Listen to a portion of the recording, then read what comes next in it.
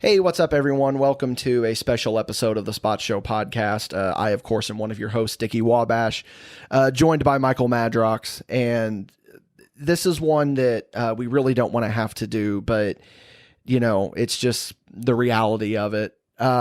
Yesterday, we lost Terry Funk.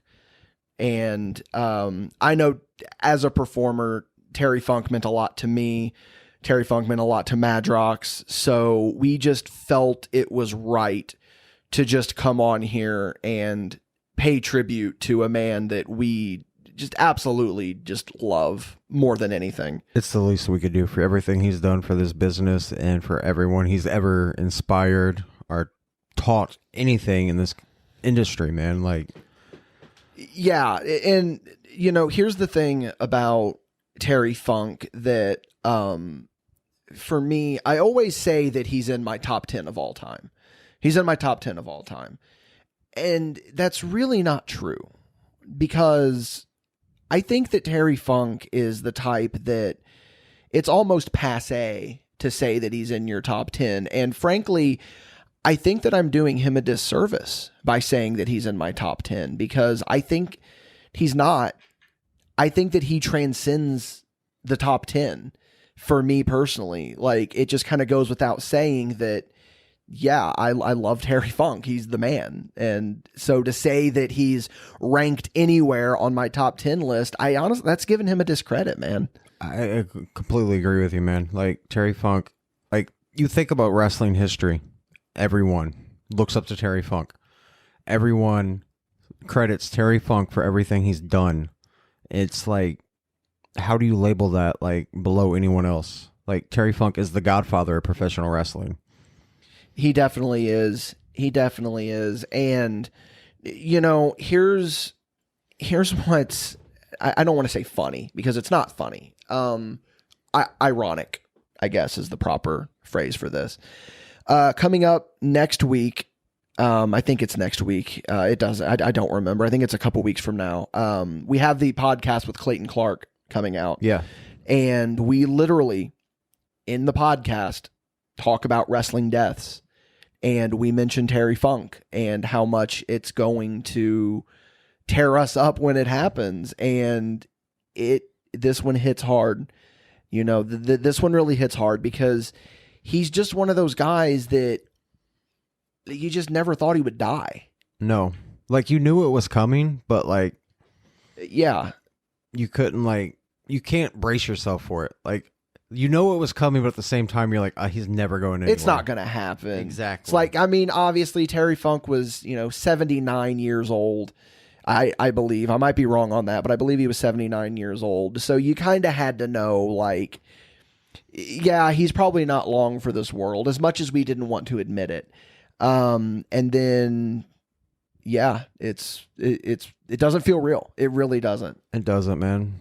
Like, the past 2 days, I've been, like, thinking back, like, my favorite Terry Funk memories and moments. How can you pick one? You can't pick just one. Like, everything he's touched has been golden. Yeah. I mean, they put him in pantyhose with a red flannel shirt and told him to go out there and swing a chainsaw, and he became an iconic character in its own right. Which apparently that was all his idea. Yeah. Like, people always talk about how it's like, oh, they buried Terry Funk by making him Chainsaw Charlie, and it's like, well, no, they didn't. That was actually Funker's idea. Like, he wanted to do that. That was his answer for Cactus Jack. Yeah.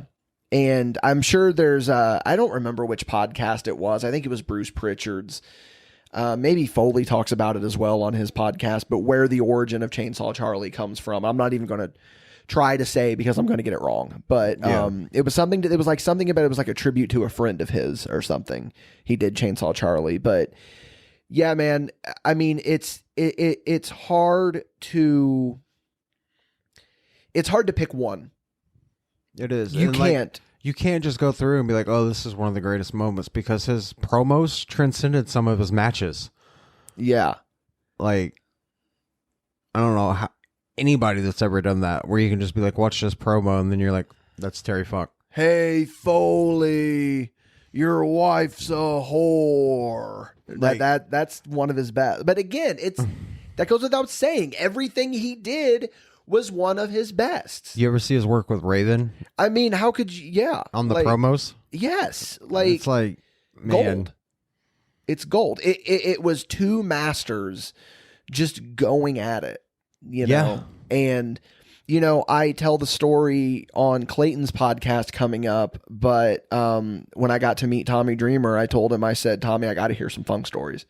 So I got to hear some funk stories, and he told me a couple that were just amazing, you know. And he's one that if I could go, like, I would love to have had a chance to have met him. Obviously, I think you probably in the same boat.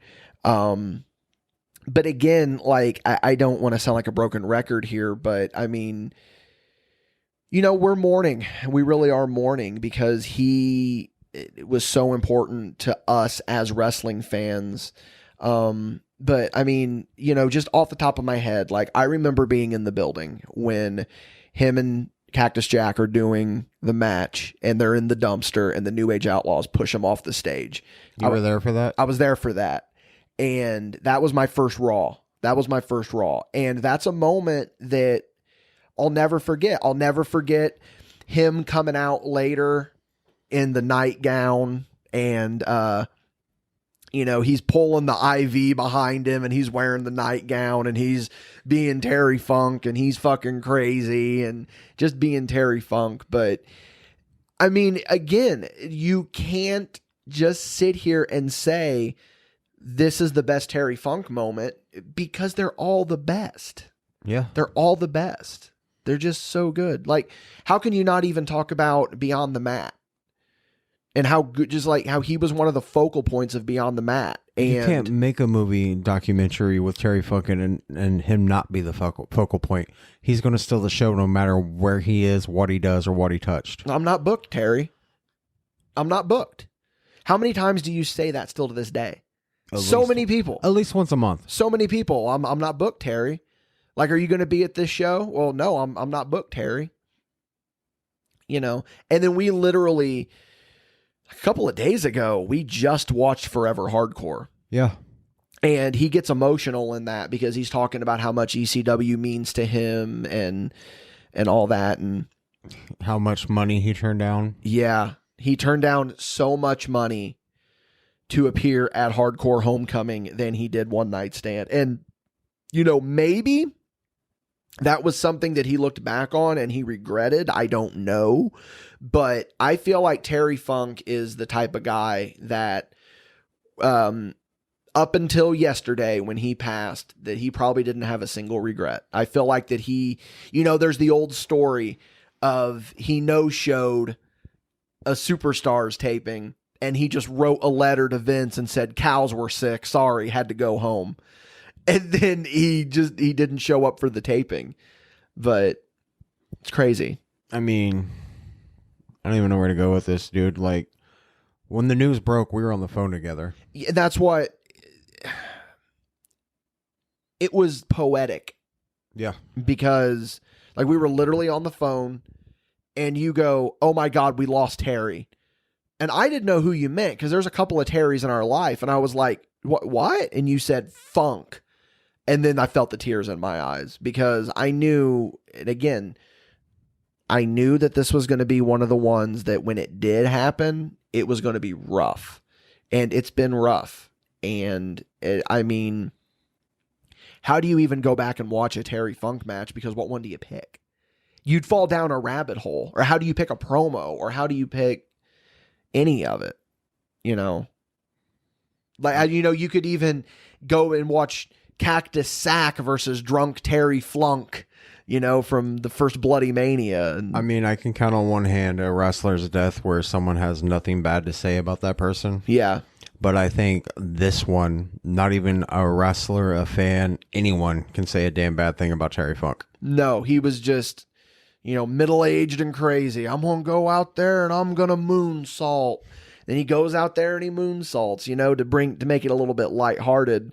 50 years old, just so fans don't forget about him. Like, yeah. That's dedication. To make it a little lighthearted, you know, we have a couple of the brothers. We have a group chat, and a couple of them were like, I'm going to throw back some shots for the Funker tonight. And I said, well, I'm going to try to moonsault off my couch as a tribute to Terry Funk. But yeah, man, I don't know what else there is to say. Terry Funk, to call him a legend is discrediting him. To call him an icon is discrediting him because you can't even think of the words. Terry Funk was a god. Honestly, yeah. He was the god of professional wrestling. Yeah, he was. So, our thoughts go out to his family. Our thoughts go out to his friends. And our thoughts go out to the fans like us who are fans of Terry Funk and who are just as affected by this as we are. We're going to go ahead and sign off here now, but we just felt like that, Terry Funk is someone that is so important to us in our fandom of wrestling that we felt the need to get on here and just talk a little bit. This isn't about throwing out a quick plug. This isn't about trying to, get views or anything like that. This is the least we can do. Yes. This is the least we can do. We can just get on here, talk about the Funker, just how much he meant to us, and all the words that you can use to describe him. Again, none of them do him justice. He's just that good. He's that good. He's the fucking GOAT. Yeah. He's the GOAT. And that phrase gets thrown around so much. But no, he is the greatest of all time. He's on the Mount Rushmore. Yes. He's on the Mount Rushmore. Let's be perfectly honest. Like, so many people are like, oh, Hogan, Rock, Austin, Flair. No, you're discrediting your Mount Rushmore if you don't put Terry Funk honestly, on there. I wouldn't even put Terry Funk on the Mount Rushmore. He deserves his own monument. Terry Funk is what made the Mount Rushmore. Yeah, he is. He is. So, Terry Funk, what else do you say? What else do you say? Thank you guys for tuning in to this little impromptu podcast. I know that this is probably a surprise. You look down on your feed and you're like, wait a minute, they've already posted one today.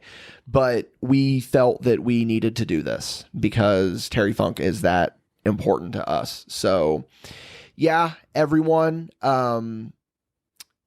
we'll see you guys next time on Spot Show. Rest in power forever. But again, like, that's so cliche to say it, but it's that you can't even say rest in power because it's just, man, but I'm just going to leave it that you said forever. I'm just going to leave it with this.